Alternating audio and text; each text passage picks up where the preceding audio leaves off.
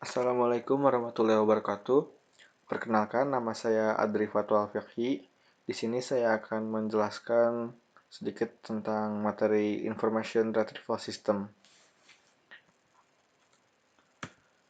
IR System merupakan sebuah sistem yang membantu pengguna dalam pencarian informasi yang relevan berdasarkan query yang diberikan oleh pengguna.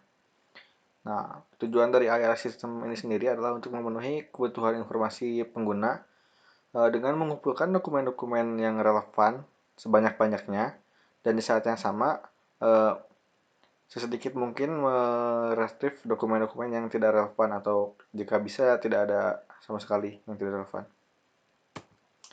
Selanjutnya ada arsitektur dari IR sendiri. Pertama, si user memasukkan query yang diinginkan. Query tersebut kemudian akan di-parsing dan di-expansion dan masuk ke sistem query. Pada saat yang sama, di sini terdapat juga proses crawling ya. Crawling itu jadi semacam penjelajahan di web untuk mencari dokumen-dokumen yang dibutuhkan.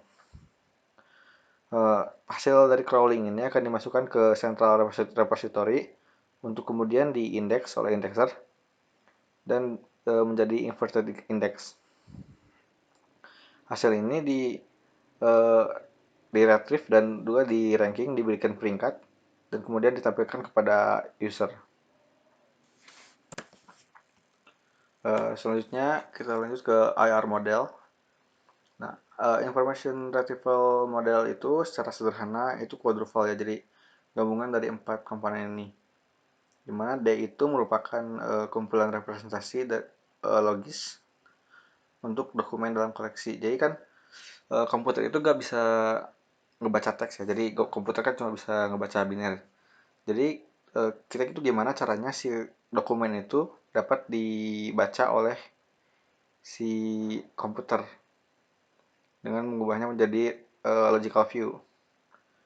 Untuk Q itu merupakan kumpulan dari representasi query pengguna ya, sama seperti tadi, harus diubah dulu menjadi logical view. Dan untuk F itu merupakan framework untuk membedakan dokumen dan query. Dan selanjutnya yang ini adalah yang paling penting, yaitu fungsi ranking, di mana si IR ini akan mengurutkan dokumen dari yang paling relevan hingga yang paling tidak relevan. Sekarang kita lanjut ke model boolean yang pertama, yang merupakan model boolean yang bisa bilang tertua ya. Dalam model boolean ini, query-nya direpresentasikan sebagai ekspresi boolean, yaitu and, or, dan juga not. Untuk pembobotan dari katanya, hanya terdapat dalam bentuk biner, yaitu 0 dan 1, ada atau tidak ada. Jadi misal ketika saya mencari kata mangga dan apel, misal di dokumen 1, kata mangga itu ada gak di dokumen 1? Kalau gak ada berarti 0. Dan kalau kata apel misal ada gak di dokumen 1? Kalau ada berarti 1. Nah, dan dalam model boolean ini untuk matchingnya itu harus sama persis. Jadi gak ada yang namanya perankingan. Jadi kalau ada berarti matching, udah sama gitu. Untuk dokumennya yang hanya ada dokumen yang relevan atau tidak relevan. Lanjut ke term weighting.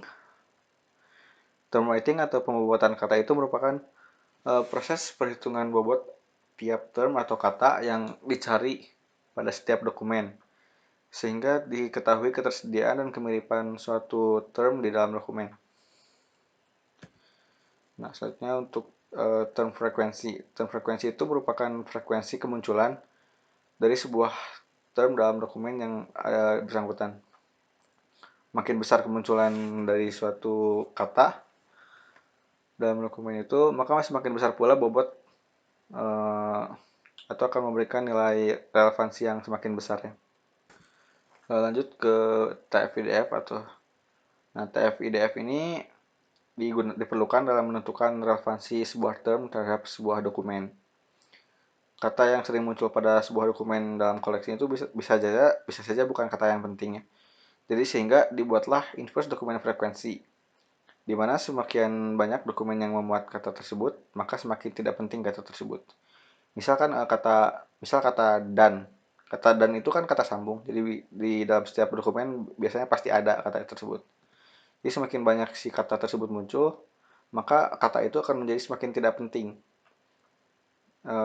TF-IDF ini akan dapat dirumuskan seperti ini. DFI sama dengan log N per NI. Nah, dalam metode TF-IDF ini muncul sebuah masalah, yaitu dimana ketika si dokumen yang memiliki dokumen yang lebih panjang akan memiliki kemungkinan yang lebih besar untuk terambil query user yang secara logika semakin panjang dokumen maka katanya juga semakin banyak, jadi kemungkinan term frekuensinya juga akan semakin lebih besar ya. Nah, untuk mengatasi hal ini diperlukan dokumen length normalization, sehingga dokumen length normalization ini akan membagi ranking setiap dokumen dengan panjangnya sehingga akan menghasilkan ranking yang lebih baik. Di sini ada rumusnya untuk menghitung dokumen length normalization. W ini representasi dari TF-IDF yang tadi ya. Jadi si TF-IDF ini dikuadratkan dan juga kemudian diakarkan, dan hasilnya itu adalah dokumen length normalization. Kita lanjut ke vector space model. Dalam vector space model ini, si dokumen dan query itu akan direpresentasikan sebagai vektor garis-garis ini ya. Dia ada vektor untuk query dan vektor untuk dokumen. Nah, setiap term ini akan dianggap sebagai dimensi dari si ruang vektor ini.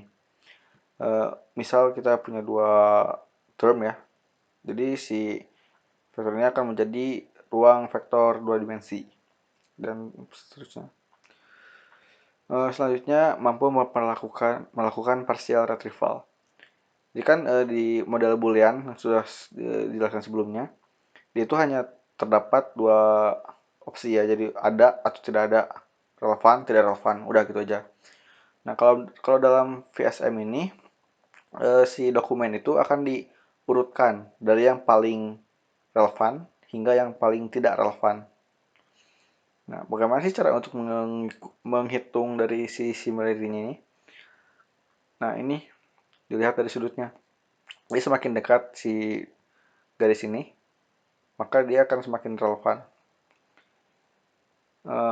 Nah, ini disebut dengan cosine similarity ya. Untuk menghitungnya itu yaitu dengan dot product dari dokumen dan query dibagi dengan dokumen length normalization. Selanjutnya ada probabilistic model. Nah, model ini digunakan untuk menyelesaikan masalah IR dalam kerangka probabilitas, yaitu dimana si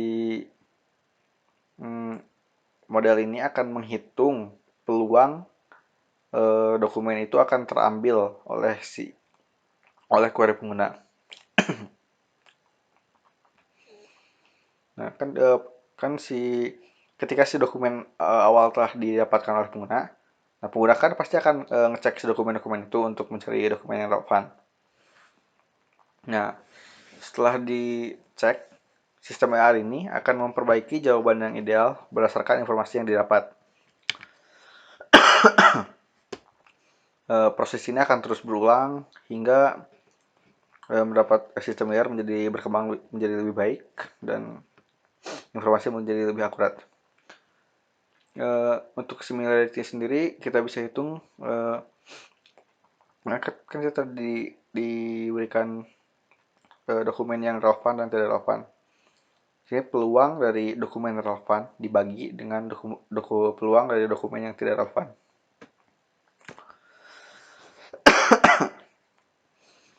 Selanjutnya probabilistic model ini memiliki kelebihan, yaitu si dokumennya akan diurutkan berdasarkan probabilitas relevansi yang menurun.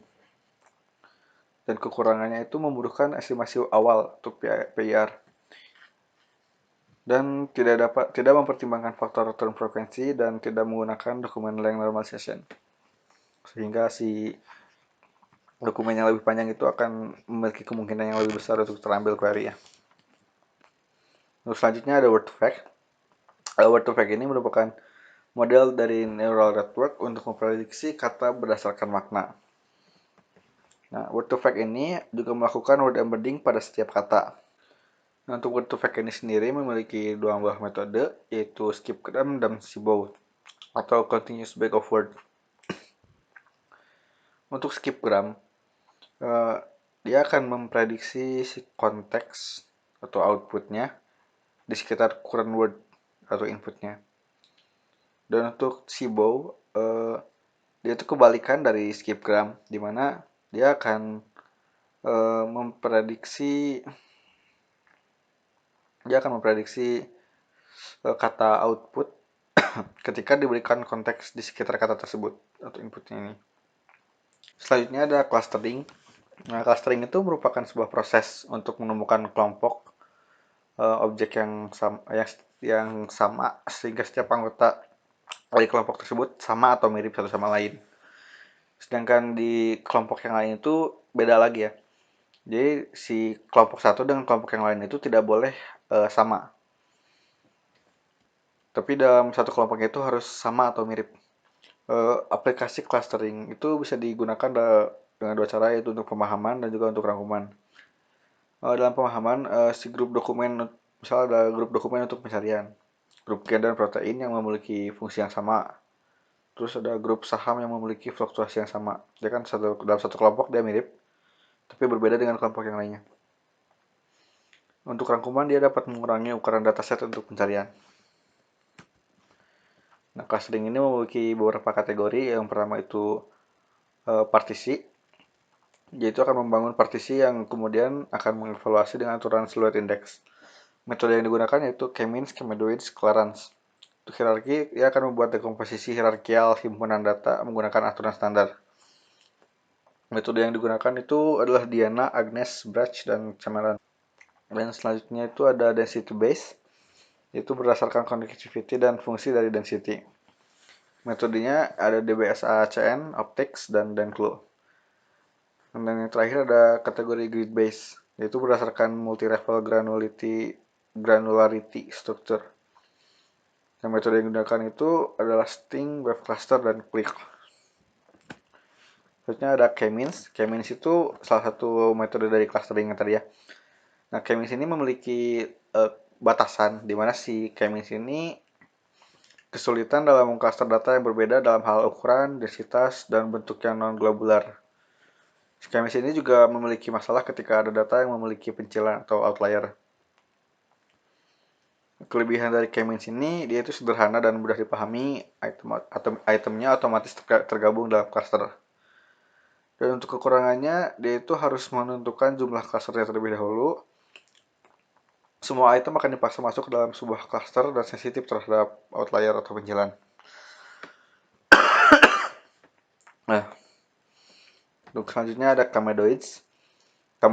Camedoids ini memiliki kemiripan ya dengan K-means. Di mana si algoritma Camedoids ini akan membangun subset dari partisi tunggal. Dan dia juga bekerja pada data numerik saja menggunakan reassignment selama kualitas clustering menyeluruh meningkat. Kelebihan dari Camedoids itu sama seperti tadi, sederhana, itemnya otomatis tergabung dalam cluster. Nah, dan ini mampu mengenali pencilan, jadi ini lebih cocok untuk data yang memiliki pencilannya. Berbeda dengan K-means tadi yang agak sensitif terhadap pencilan. Dan untuk kekurangannya itu sama juga, dia harus menentukan jumlah cluster dan kompleksitas waktu tinggi. Mungkin sekian presentasi dari saya. Terima kasih. Assalamualaikum warahmatullahi wabarakatuh.